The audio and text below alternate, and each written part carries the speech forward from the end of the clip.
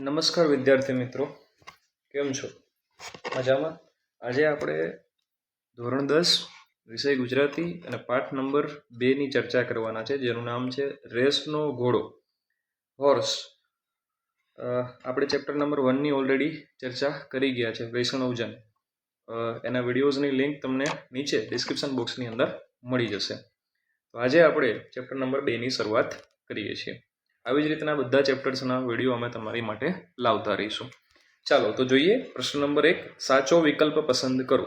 વિનુ કાકા વાત વાતમાં કહેતા. તો આપણે જોવાનું છે કે વિનુ કાકા છે એ વાત વાતમાં શું કહેતા. તો એનો જવાબ આવશે નિશાન ઊંચું રાખવું. નિશાન ચૂક માફ, નહીં માફ નીચું નિશાન. આગળ વધીએ. બીજું, અંકિતના માતા પિતાનું સ્વપ્ન હતું કે ખાલી જગ્યા. અંકિત છે એ ઉમદા માણસ બને, એવું એના માતા પિતાનું સપનું હતું. પ્રશ્ન નંબર 2 છે, એક એક વાક્યમાં ઉત્તર આપો. તો અમેરિકામાં રહેતા ડોક્ટર સૌરભ. પ્રશ્ન નંબર 1, સૌરભ પાસે કોના માટે સમય નથી. તો અમેરિકામાં રહેતા ડોક્ટર સૌરભ પાસે પોતાના માતા પિતા માટે સમય નથી. ભારતમાં નથી ભાઈ, તો અમેરિકામાં ક્યાંથી હોય? બરાબર. ચાલો આગળ વધીએ. પ્રશ્ન નંબર 2, અંકિતને પરીક્ષામાં ઉત્તીર્ણ થવાની ખુશીમાં કયા પુસ્તકો ભેટમાં મળ્યા હતા. તો અંકિતને પરીક્ષામાં ઉત્તીર્ણ થવાની ખુશીમાં રામાયણ છે, મહાભારતની બાળકથાઓના પુસ્તકો ભેટમાં મળ્યા હતા. આગળ જોઈએ. પ્રશ્ન નંબર 3 છે, 2-3 વાક્યમાં ઉત્તર આપો. ખૂબ નાનું સ્વાધ્યાય છે, ફટાફટ પૂરું થઈ જાય એવું છે. બરાબર. ચાલો. પ્રશ્ન નંબર 1 છે, બેટા ચાલ બહુ મોડું થઈ ગયું. વિનુ કાકા ના આ વાક્યનો ગુઢાર્થ એટલે કે ઊંડો અર્થ જે છે એ સમજાવવાનો છે. તો એનો જવાબ આવશે બેટા ચાલ બહુ મોડું થઈ ગયું. વિનુ કાકા આ વાક્ય ગુઢાર્થમાં બોલ્યા.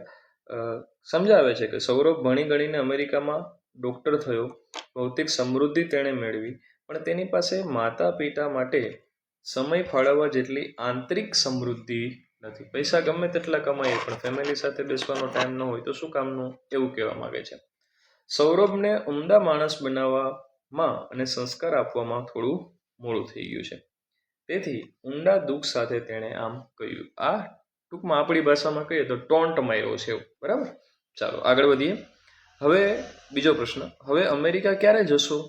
પ્રશ્નના ઉત્તરમાં વિનુ કાકાની પ્રતિક્રિયા તમારા શબ્દોમાં વર્ણવો. તો વિનુ કાકા માથું ધૂણાવી ચૂપ રહ્યા, કરીને ચૂપ થઈ ગયા એવું કહેવા માંગે છે.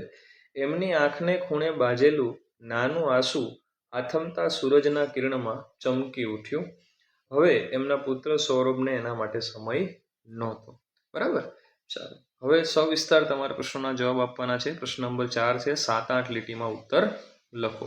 જેમાં પ્રશ્ન નંબર 1 છે, રેસનો ઘોડો વાર્તાના આધારે બાળકના ઘડતરમાં અડચણરૂપ બનતા પરિબળોની ચર્ચા કરો. અને આ તમારા માટે થોડું અગત્યનું છે, જેનો સંપૂર્ણ જવાબ છે એ મેં તમારી સામે અહીંયા પ્રસ્તુત કર્યો છે.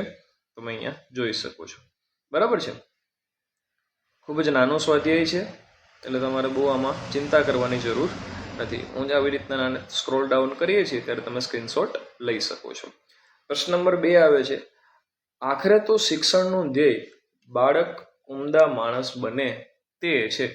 આ વિધાન વિગતે સમજાવો.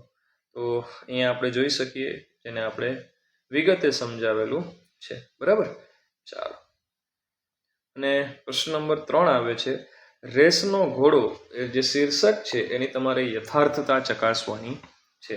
તો તે પણ તમારી સામે અહીંયા પ્રસ્તુત કરેલું છે. બરાબર છે. ચાલો બસ અહીંયા આપણો અંતિમ પ્રશ્ન હતો, જ્યાં આપણું સ્વાધ્યાય પૂર્ણ થાય છે. આવી જ રીતે આવનારા બધા જ ચેપ્ટર્સના સ્વાધ્યાય માટે અમારી સાથે જોડાયેલા રહો. તમારા મિત્રોને પણ આ વિડીયો શેર કરો. અને જે લોકો કોમ્પિટિટિવ એક્ઝામ જેવી કે ટાટ HSની તૈયારી કરે છે, ટાટ Sની તૈયારી કરે છે, એમના માટે પણ આ ઉપયોગી વિડીયો બની રહેશે. તો તમારા કોઈ સગા સંબંધી હોય તો એમને પણ આ તમે શેર કરો, લાઈક કરો, શેર કરો અને અમારી સાથે જોડાયેલા રહો. ધન્યવાદ.